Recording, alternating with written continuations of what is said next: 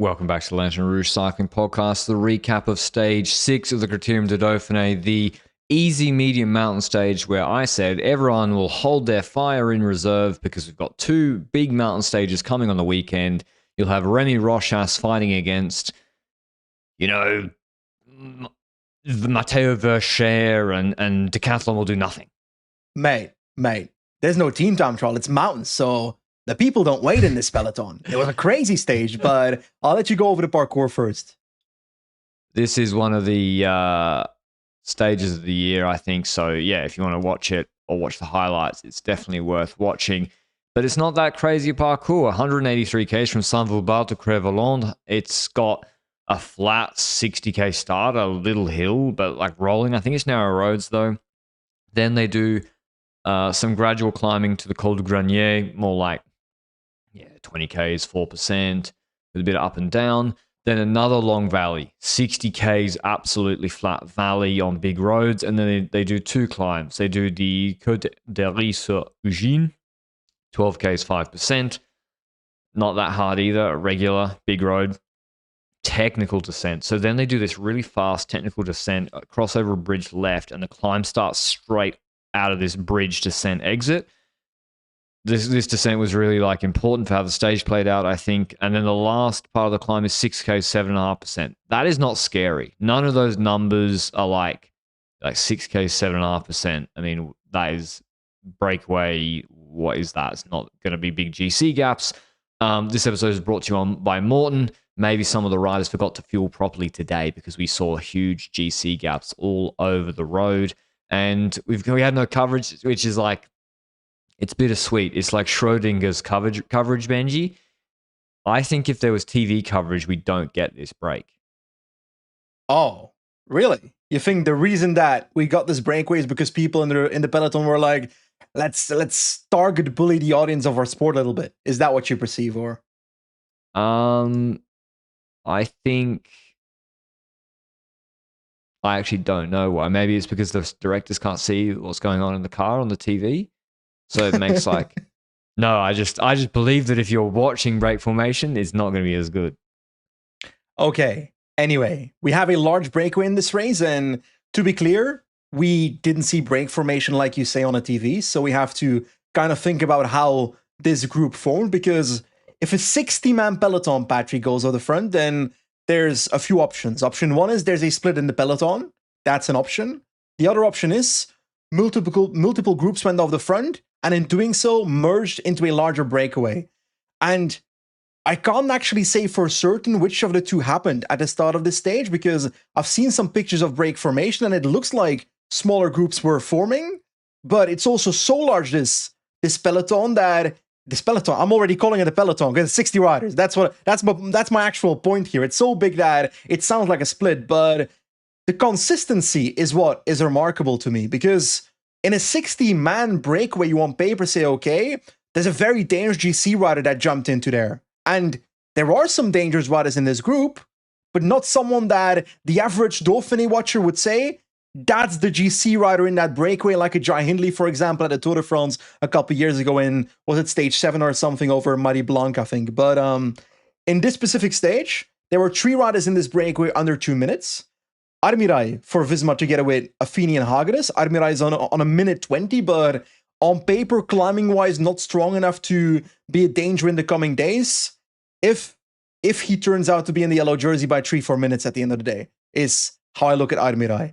But then I go down the list and I see Bora with multiple riders as well. Callum Thornley, Luke Tuckwell, Maxime van Gils, Gianni Vermeers. Now, on paper, a lot of people know the name Maxime van Gils, but there's a 21-year-old Australian called Luke Tuckwell in this breakaway. On a minute and 3 seconds only, the best placed rider in this entire breakaway. And that man can climb. Like, we saw it in day 1, right? We've seen it all year. I mean, Tuckwell came 3 minutes behind Pogacar in Romandy in 6th, and he was kind of just doing, like, he was even helping on some stages, I think. Like, he was not in a fully supported role. So Tuckwell, breakout. I mean, he won the Baby Jura last year. He's just progressing. It's just weird how some riders like him, their results are so good, but there's just not much hype about him compared to, I don't know, like other riders, just other, Jano Wieder, for Wait. example. Is this your take? Is this your take that it's because he's Australian? If Luke Tuckwell was Belgian, he doesn't get this gap in the break today. 100%. No way. 100%. If a Belgian GC guy finished on Romilly 6, no way. One baby Giro. Bro, they didn't even, and I'm going at you Belgians again, and listen, they won the stage, they did a masterclass. They didn't even ride for him in the break at the end. I was like, we'll get to that. Anyway, we'll get to that. It was a crazy stage. And I really it was just a perfect break, like you say. Well, jokes it's aside, a peloton. But it's just the perfect break. Jokes aside about Tuckwell nationality, etc. But he's just not quite good enough for UAE, Visma, Ineos to panic. And the temptation is Decathlon control this at 1 minute 32 minutes. Ironically, this is the exact thing we said after stage 1, that Tuckwell should go in the breakaway on day 2. He'd take the yellow jersey through the breakaway because people will look at it and say, okay, he's a good rider, but he's not that guy yet, And I had that same perception with him in the breakaway today. But outside of Tuckwell, we had another third rider who was close. I think it was Guillaume Martin on FDJ together with 3 teammates on about 1:51. But spoilers, he doesn't exactly play a massive role in this breakaway fight towards the end. But Johannesson was an important rider here with 3 teammates in this breakaway too. Steinhauser for EF with 2 teammates. I'm trying to look for the exact... I can't forget to mention that Raul Garcia Pierna, even though his teammate was a stronger one today, Castrillo, in breakaway action at least. Who else is in this breakaway that matters, Patrick? I think I've gone through the most important names, right? Maybe Simmons and Squeens for Trek? Yeah. Torres and Kosnefra for UAE? Simmons and Squeens is an interesting one. And this is really, we have representation fallacy. Is Armorel really just representation fallacy for Visma? Considering this is, he's not going to follow Tuckwell, and then on the harder climbs tomorrow, he's going to lose that position. So is he really helping you in that breakaway? I think it's enough. So Torres again, it's enough. And with Tuckwell's name that UAE, we can let this ride it out. Visma, we can let this ride it out. Decathlon, you blink. What I don't get is, if you're not really happy with the situation, help Decathlon at 1 minute 50. Do not let it go to 4 minutes and then start panicking. You have to start helping them at 1 minute 50. Yes, but on the other hand, if you are the UAEs in the world and you have someone in the breakaway like Torres, which is for the stage win, not for GC, and you are a Vismas in the world with Jorgensen as GC rider but have 3 riders in the breakaway, the way you hurt Sixas on paper, because Sixas is on paper the best climber in this race, is not by helping him control breakaways, by putting pressure on his team to try and make them panic and bottle it, Exactly. And let's play out what happens later, maybe, theoretically. Let's say Seychelles gets a nuclear lead out from a fresh team and shakes Jorgensen off the wheels earlier. Then the gap is going to be bigger between them. Now, if Seychelles has to panic chase, doing a steady pace the entire climb to the finish, maybe Jorgensen can follow in the draft for a while. What I don't get is, EF, just start helping Decathlon earlier. Ineos, drop Godon and help earlier. If you're worried about Tuckwell, once it goes to 4 minutes, because we've seen these breaks before. This is what happened with Finestra. You cannot, once it really gets on a roll, you're riding against like Astana. They don't give a fuck if Tuckwell wins GC or not. They want to move Christian Rodriguez into the top 10 on GC by the end of this race for UCI points. And I think the reason that we didn't see as much incentive by non-decathlon teams to help decathlon early is also because a lot of those teams had 2-3 riders in the breakaway to try and go for a stage, and were maybe trying to look for both a breakaway opportunity and a GC benefit over decathlon. And I kind of do understand that. I think if they didn't have a rider in the breakaway, they might have helped earlier, including the likes of EF, for example, because that's one of the teams that did help the team of decathlon towards the second half of the race. But when it comes to the gaps to this breakaway, I feel like halfway the race, the gap went up to maybe 2 minutes 30. Then there was a maybe uphill section or downhill section where Josh Starling crashed in the middle of the stage, out of the breakaway to the peloton. So he was basically gone from that breakaway from this point onwards. But Dorian Godon was still there, which might be important later for Ineos. And Simmons and Schoens. Yep. So 2 potential satellite riders for Trek versus potential stage winners for Trek. Depends on how they perceive it personally. But I don't think too much happened towards the foot of the last climb outside of the gap gradually going up and up and up to 3 minutes, 3:30, 4 minutes. At what point were you certain that someone from the breakaway was going to take the yellow jersey tonight? Oh, like as soon as it was 2 minutes and Decathlon weren't helping, I was like, Tuckwell's taking yellow. Because as I said, Tudor have their whole team in the break. They want to move Yannis Voisard into the top 10. They are literally going to ride absolutely full to the bottom with 2 guys. They will, and then this is the key, and we'll get to it in a second. If you don't know, tomorrow I'm going to have to watch the Grand Colombier stage. I'll do the pod from remotely, from literally in the remote mountains. I'm doing my 50K That's a dumb race idea. tomorrow. No? Yeah? That is a dumb idea. I'm actually feeling nervous. I got a little nervous. When I got my bid today. Explain. What are you doing for the reminder? So yeah, there's Andorra UTMB like ultra marathon trail race here tomorrow, but it's on my home like training routes, even not roads. And it's 50K, 3,500 meters elevation. Average altitude's like, I don't know, 1,800, 2,000. And I've never run further than 17 kilometers before, so we're gonna give it a crack. And it's only going to be possible because of Morton. I don't have a scripted read today. You can see got the Morton in the background. I've literally loaded Mrs. Rouge up because she's coming to 2 of the checkpoints with an infinite amount of Morton product. And I'm going 60 grams an hour. I'm going 60 grams an hour because I'm going to take 8 to 10 hours. Whoa. An ultra marathon, how far is that? It's 50Ks, Benji. Okay. That but it's really, you got to understand, it's really, you're not running, like it's steep and technical. But it's definitely going to test how well your stomach manages the Morton across 8 to 10 hours of munching on them, that's for sure. I'm going just straight from the gun. I manage the Morton stuff. I don't know if it's the hydrogel or I've got an iron stomach. It's the hydrogel technology. I can just smash gels and I drink mix 320s from the gun. I put 2 drink mix 320s. I'm not sure it's recommended, but I put 2 drink mix 320s in one cycling bit. I'm like, this tastes like the correct, the correct amount.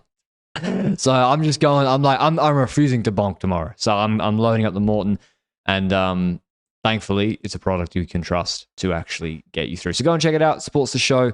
And I'll report back tomorrow evening. Hopefully I finish in time and I can do the pod in a funny state. Maybe a late pod tomorrow. So if it's a bit late, don't worry. And then, you'll know why. But thanks to Morton for sponsoring the show and supporting us throughout the year. And indeed, supporting me tomorrow. Alrighty, climb starts. First one. There's still a peloton in front. There's still domestiques. UNOX. They pulled this stunt in Basque Country, Benji. So should this be a surprise anymore? Bora did this in Liège. UNOX do this in every stage race they can, where Johannesson has a shocker early, and then they put the whole team with him in the break, and then they take all the time back. It's not surprising to me that if a breakaway of 60 gets created, that Tobias Halland Johannesson is in it. I just can't comment on whether this breakaway is a surprise because I didn't see break formation. I don't know how it formed. So it's very difficult to say whether someone didn't control it very well, or whether it was uncontrollable to the point that it snapped, or whether a split just happened because of something happening. I don't know. But like you said, we go into this second last climb, the Côte des Ris-sur-Gine, and in the break, we see UNOX going first, Tudor spending the last couple of riders, etc. But once that is done, maybe halfway that climb, maybe earlier, we see Van Gils making his first move, because the tempo maybe wasn't fast enough. Van Gils makes a first move, and did it look like it was kind of a start-stop motion by Red Bull on the first climb already? I didn't get it because I was like, the pace is good. Like, they were going as quick as the peloton. Ineos were smashing with De Plus. They're running out of numbers. Decathlon have given up. I was like, why are you breaking the momentum? UNOX are just going to ride for Johannesson's GC. And then I was thinking like just go for Tuckwell's GC full. So I was like, this is disrupting the rhythm because Armorel was getting dropped, and then he got dropped from the attack, and then it stopped so much he came back, and then it was flat across. So I was really surprised to see that on the first climb. I was also surprised at this point not to see like the panic setting in at other teams. In the peloton? Well, like, is Simmons and Scoins, like, is Simmons going to really beat Van Hills here? Is Armorel really going to beat Van Hills or Tuckwell here? Definitely not on this finish. I didn't see that. Now, Simmons does play a role on the final climb. We'll get to that. And we might as well get to it immediately because we go over the top of this second last climb. In the peloton, we've seen a move by Soudal Quickstep, launching Padre Pancho with a two-man lead out towards the top of the climb in the last key of that climb, but they get caught. Spoilers. And something does happen in the peloton in the descent of that second last climb and the Crest Volant final climb. I feel like Godon from the breakaway came back to the peloton and might have become a satellite rider in that downhill. He nuked it. That's my assumption. And in doing so, there was a crash. We don't know any news about it, but Oscar Onley apparently crashed over a barrier in that descent. And Jorgensen, I think, mentioned it in his post-race interview, but I have no news. So actually, no, I have no news so far. So actually, someone just told me that he finished 29 minutes back. Is that possible? Can Luke check that? Because if that is the case, then that's great news.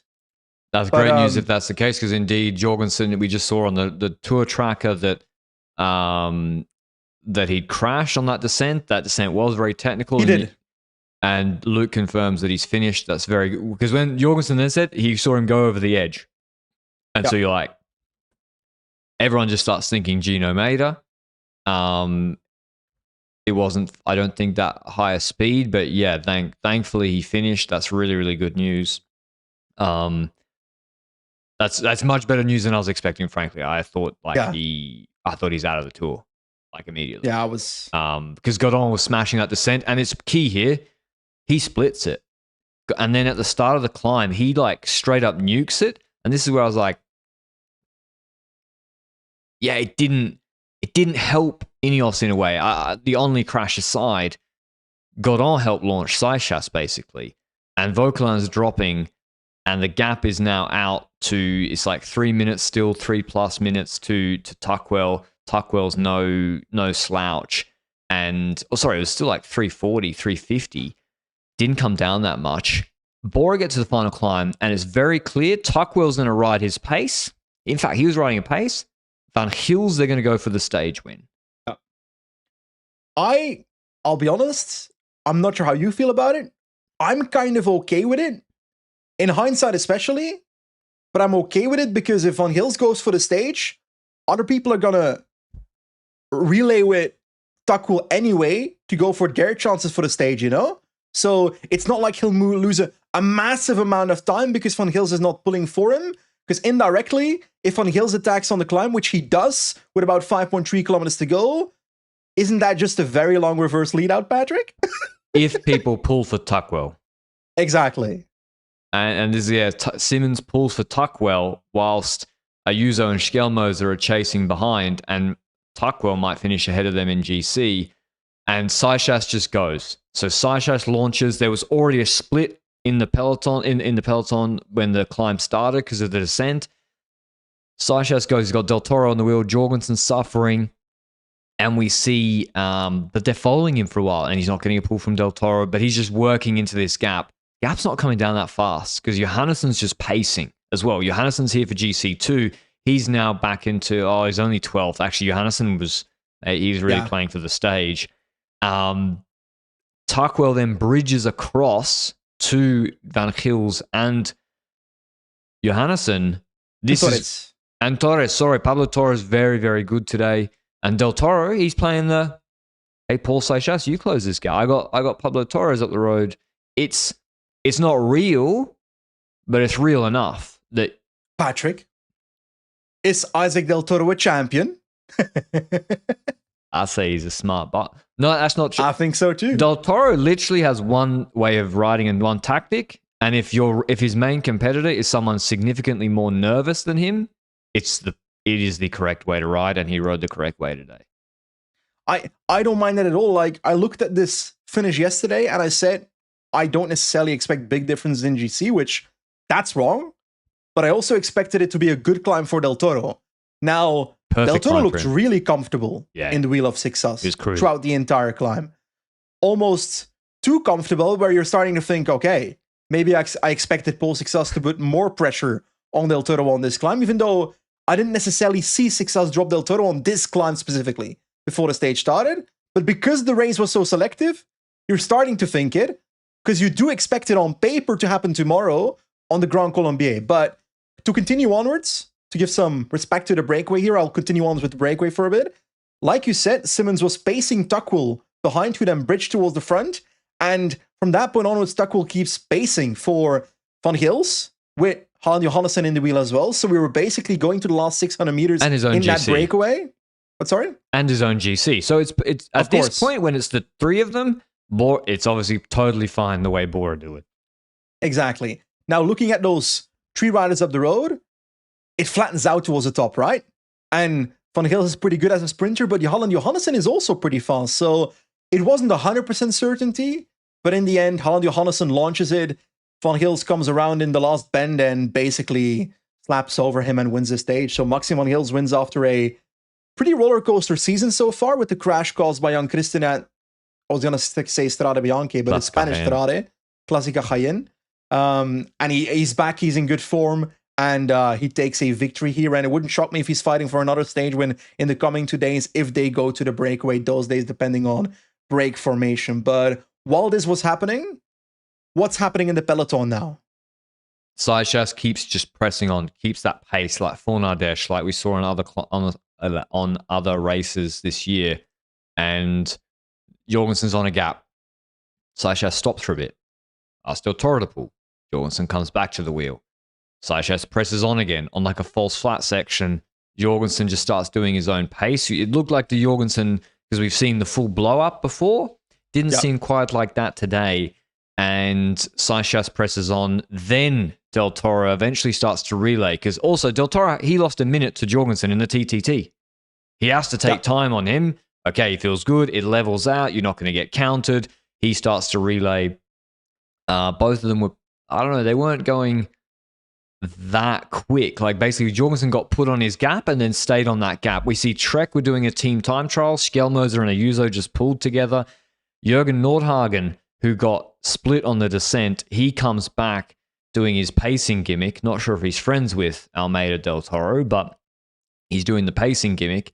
And he gets back to the Trek boys, sits on them, and we see, Van Gils win. Sorry, I'll go through ahead of Johannesson and Tuckwell. Where's the GC? 3 minutes 15 ahead of Del Toro, Seychelles. 3:15. So I don't know how much time he lost on the last climb. It wasn't like they were collapsing in front either. I think maybe a minute or something. Yeah, minute 40 30. seconds to 60 seconds, I reckon. On the final, actually, that is quite a lot on a 6K climb, but still. Yeah, but it's an explosive one. Like, I didn't expect this selectiveness in the peloton either, you know? And that sometimes happens after these unexpectedly hard days, all day on the pedals, full gas, going over these climbs. The downhill into it, tactically split it, and also the smaller boys like Nordhagen struggled, it seemed, to maintain position. And Jorgensen loses 13 seconds to Del Toro and Seychelles. Skjelmoser and Ayuso lose 22 seconds. Nordhagen loses 26 seconds. And we then have... Keon, come on. Outerbrook, but I'm trying to go through this. There's also the break guys filtering through. So Outerbrooks is the 7th GC rider. On 4:11, Castrillo, I think, waited to pace him. And De Bruyne is the 8th GC rider. Damn. That's pretty good, huh? It's pretty good, yeah. Or an Alpecin rider, they almost have to kick him out of the team. They can't have GC riders in their roster. He's good on these sort of climbs, isn't he? These medium mountain climbs. He's very, very good. Very good in Liège. Plap on 427. I want to deep dive in what you said earlier, because I feel like we're floor is lavaing the question, where can Luke Tuckwell finish at the end of this Dauphiné, now that he has in GC a gap of 234 on Jorgensen, 306 on Sixas, 315 on Ayuso and Skelmose, 322 on Del Toro. Those are significant gaps. Armira and Martin in second and third place, I don't really see them as a danger for GC, if I'm being honest. But Tuckwell is the kind of rider where I think the peloton still underrates him. Maybe today they've realized what he can actually do, because he's a pretty good bike rider. I expect 3 minutes 06 to be still claw-backable for the actual big GC riders, like a Sixas and a Del Toro. But I think he's on his way to potentially top 5ing this Dauphiné. Tuckwell? Yeah. I think he finished third. I feel like Jorgensen, it's a very different climb today than tomorrow and the day after, of course. So 2 minutes. It's also a very hard stage with the Col du Pré, and Red Bull will be under pressure. Will Red Bull now control the breakaway for Tuckwell? Dude, this is going to be a good race. I'm so mad we don't have Col du Pré coverage. This is going to be a good race, because so much can happen. First of all, Saichas has got to go ape shit the next 2 days. Like, for starters. But this is why, Benji, you know how all this could have been avoided? Stage one, rock up, wham bam, thank you very much. Show everyone who's the boss.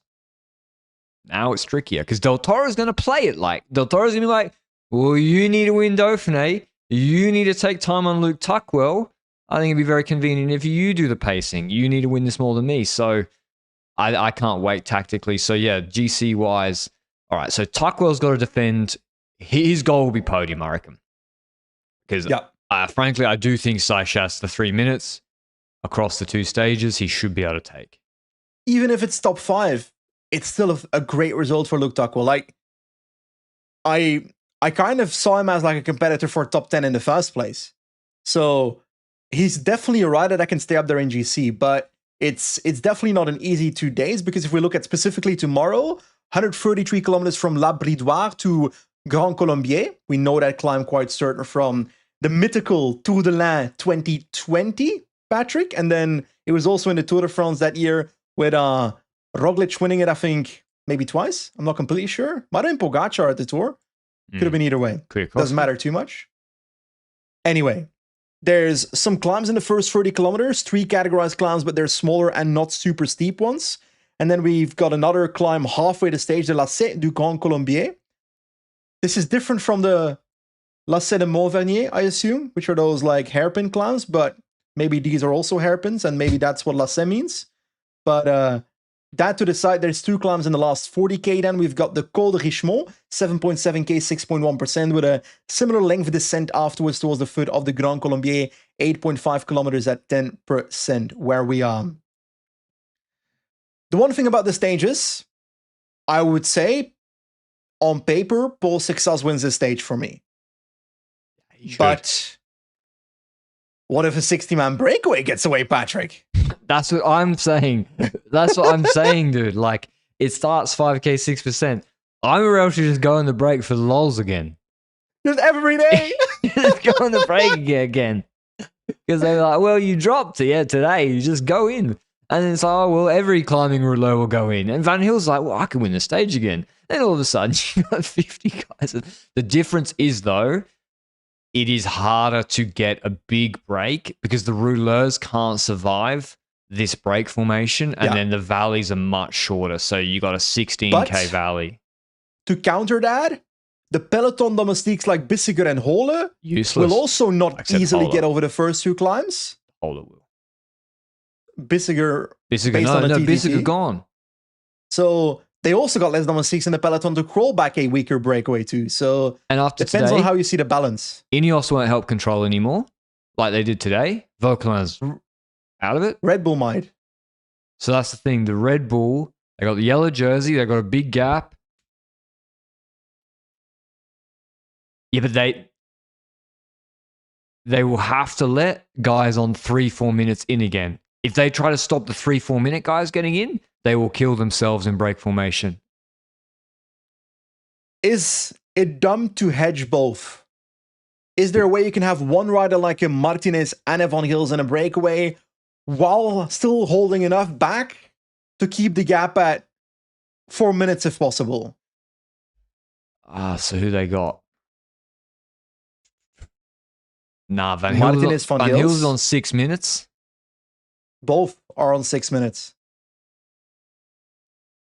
Yeah, I think that's one option. Who they got to pull? So they've got Johnny Vermeers. Benji, they have 5 riders, and Tuckwell can't pull. And Martinez won't pull. How the fuck are they going to control this with Thornley and Vermeer? Fisher Black's out and Echebarria's out. So Fisher Black stopped because I think he's doing Tour de Suisse. No, all my days. All my days. Fisher Black DNS today because he's doing Tour de Suisse because they thought, our team here is useless. They got to control tomorrow. And Van Aert abandoned today. So Visma also have one less to do something. Yeah. I think but they only need Armira in the breakaway, so.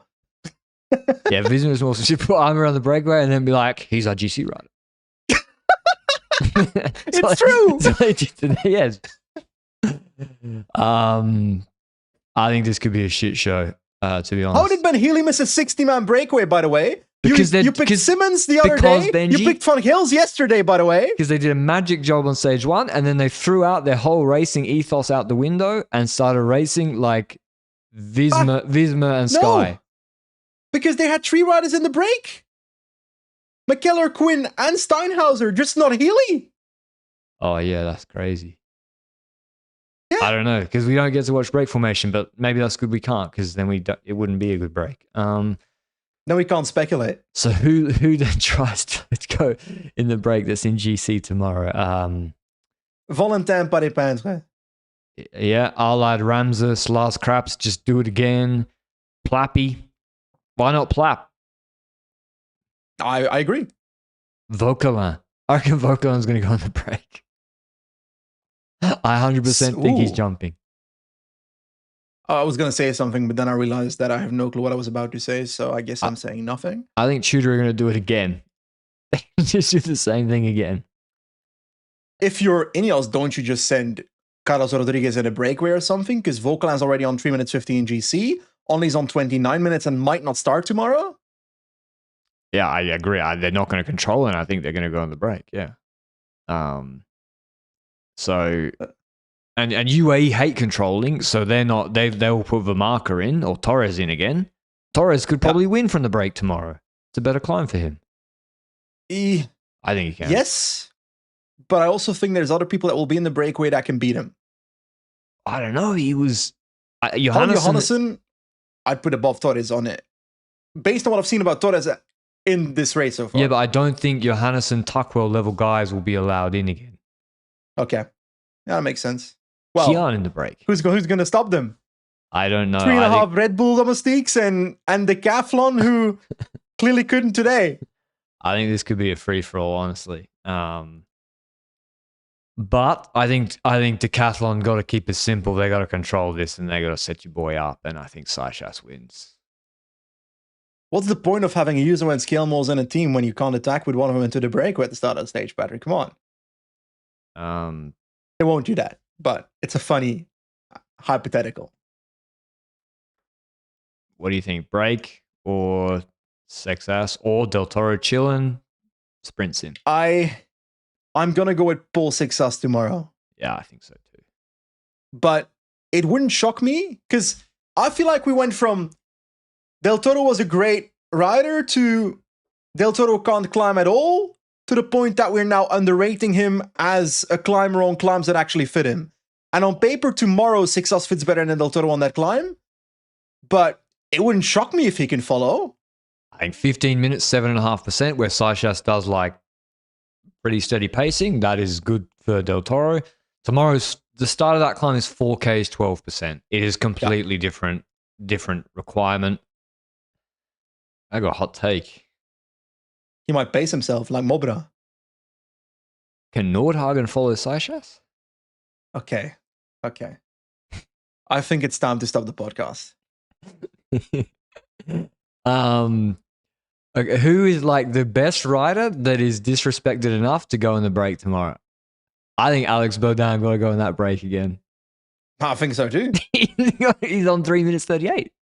Decathlon and UAE and Visma. There is a complete power vacuum here in the absence of Pog and Jonas.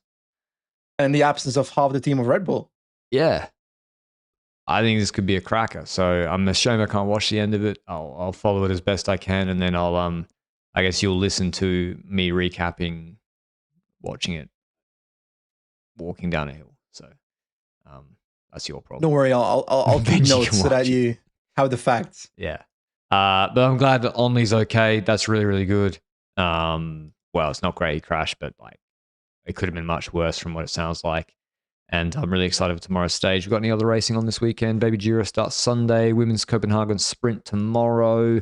We've got Lorena Wiebes there, so that tells you enough. Hopefully her bike weighs the correct amount. And in the men's, we already previewed. So yeah, that's that. That's it. Yeah. Alzini Good won luck tomorrow. Tour de Femino Pyrenees Stage 1. I feel like tomorrow on the podcast, Patrick will be here like, welcome to the Lanterne Rouge Cycling Podcast. My legs are gone. That'll be all right. I got new shoes that I didn't wear, so I just wear them for the first time in the event. I did the same at the Paris-Roubaix Sportif, so it was fine. Yeah, it's fine. No problem, right? Can't go wrong. It's like Roglic. Au plage Belfier. Where is Roglic these days?